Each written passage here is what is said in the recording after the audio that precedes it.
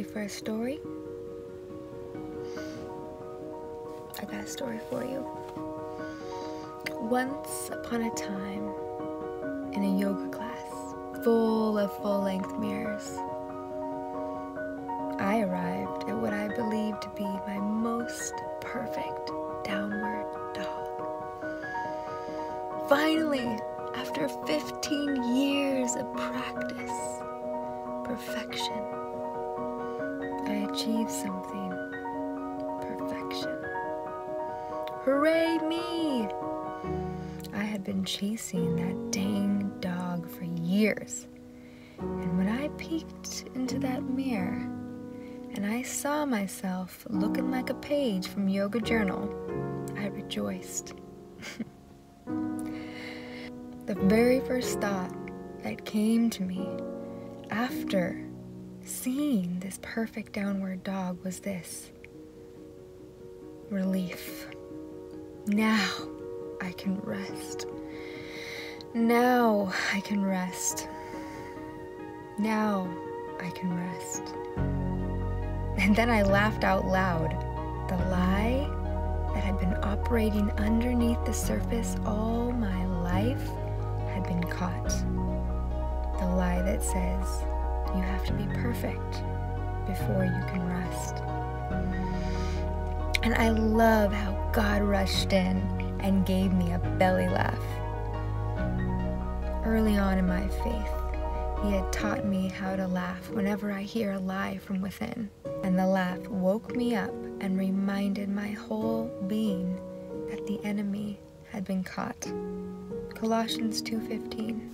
And having disarmed the powers and authorities, He made a public spectacle, triumphing over them by the cross. Grace really is enough. Perfection is not the goal. You want a mantra? Try that one.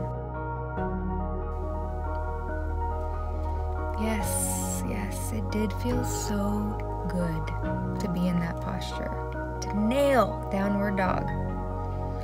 My flesh and bone found bliss in this most classic of inversions. My hips were lifting high, sits bones kissing the sky, hinging into a spectacular triangle, heart and heels melting to the earth, fingers and feet, dynamic circuits of energy. Yeah, that downward dog felt great. But the lie was awful and stole whatever goodness was in that posture. Only the perfect earn rest? Is that what I want to believe? That is a lie. And the lie also sounds like this: you can rest and enjoy your kids once the house is clean.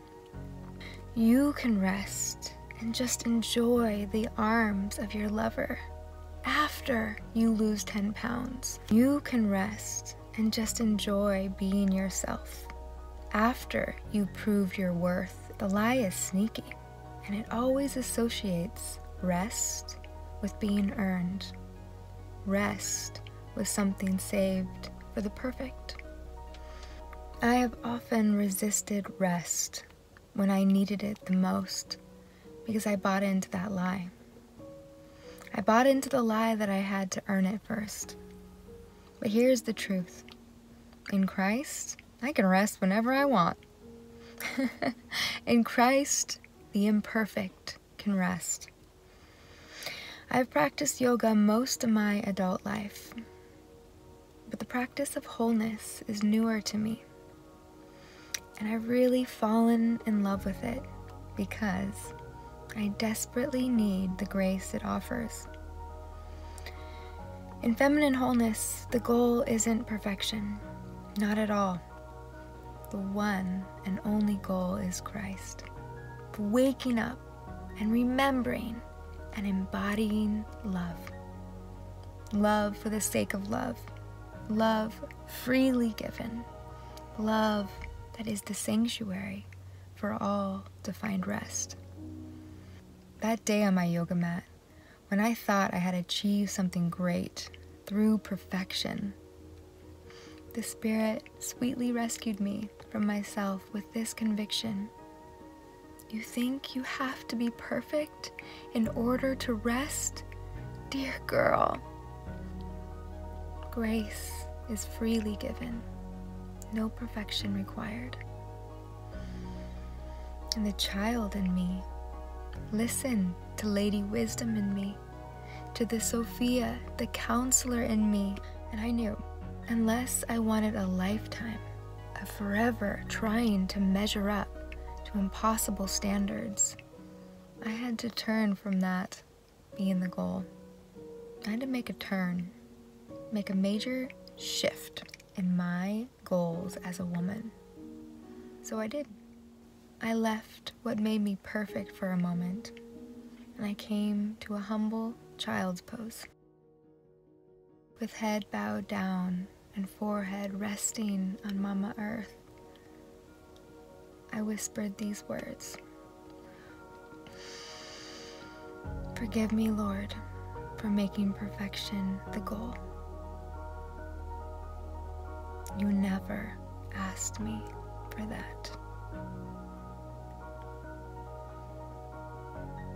You are the one I desire. I don't want to desire perfection anymore. I want to desire wholeness. So please, do in me what I cannot do for myself. Thank you for offering me rest before I ever do anything to earn it or deserve it. I don't always see the lies that I'm believing so clearly as I did that moment in my yoga class. But when I do, when I actually catch the thief stealing my joy, robbing me from the promise of Christ of life to the full, you better believe I do not let that thief get away. The Sophia within me, Lady Wisdom, who is BFF with Christ, she spots the lie, and she brings the justice, and I let her. Psalm 46:10. Cease striving and know that I am God. Dear woman, cease striving. Know that wholeness is already yours. Perfection not required. Whatever your thing is, and we all got our things, whether it's yoga or cooking or running an amazing business or a fancy pants Instagram account or cleaning a house or doing your makeup or teaching others how to do makeup on YouTube. Whatever your thing is, the stars may align just right one day, and maybe something about what you're doing bumps up against perfection. It can happen, but beware when it does. That moment passes quickly. It's here and gone faster than you can pat yourself on the back. And then there it goes, hurling itself into eternity, leaving you alone again and feeling inadequate, not enough, beholden to impossible standards. But rest and grace are different. They aren't something we may or may not encounter. Rest and grace are givens. They are always available to us in Christ, if we are humble enough to receive.